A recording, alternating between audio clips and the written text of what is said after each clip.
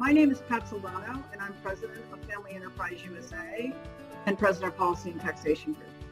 Welcome to another installment in a series of webinars with topics we believe are important for our supporters of Policy and Taxation Group and our members of Family Enterprise USA. We know you'll find it interesting and helpful. Today, I have with me Russ Sullivan, who chairs the national tax practice for the Brownstein Law Firm in Washington, D.C.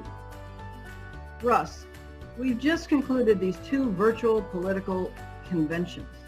Does this mean that Congress is finished legislating and members will campaign now until November? Or will they come back to Washington after Labor Day and actually pass them? Good question, Pat. Congress will come back to Washington for a couple of weeks in September, but it is unclear how much they will actually do. They do have to pass a budget bill by September 30th.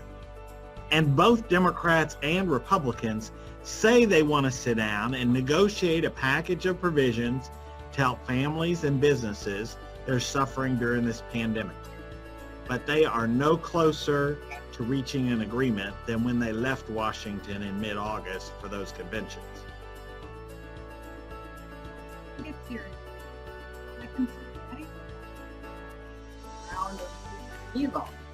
Anything new that will help businesses, small and large?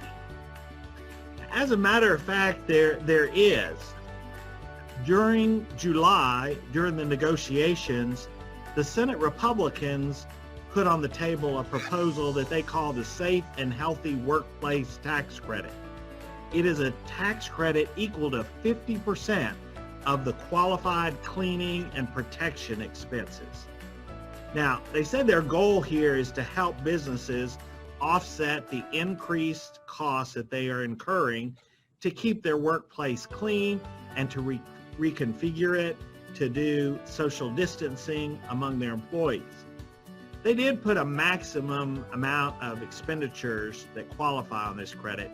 It's $1,000 per employee for businesses of up to 500 employees. They proposed the credit in July, and it hasn't received much press attention yet. So, Russ, how significant will this tax credit be? Well, let's just take an example, Pat. So let's assume that you opened a coffee shop and it had 50 employees. And let's say during the third quarter of this year, you spent $120,000 on qualified expenses. Let's say you had to purchase some outdoor furniture so people could sit outside and drink their coffee.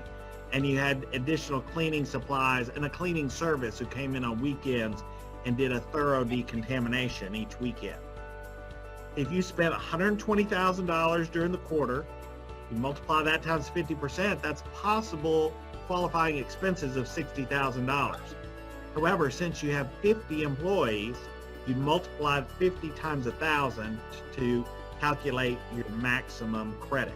So you would get a credit of $50,000, which you could claim by withholding payroll taxes during the quarter on your employees, particularly Social Security tax and Medicare taxes.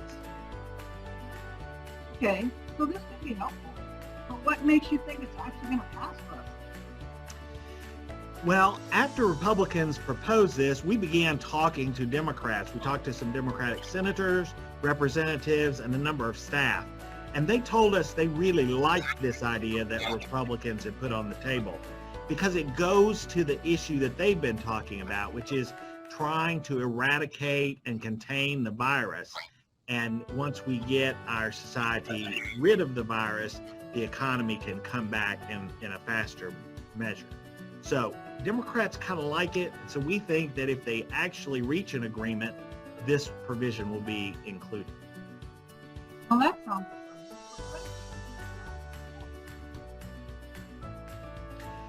So in the legislation, they defined 3 categories of expenses that qualify.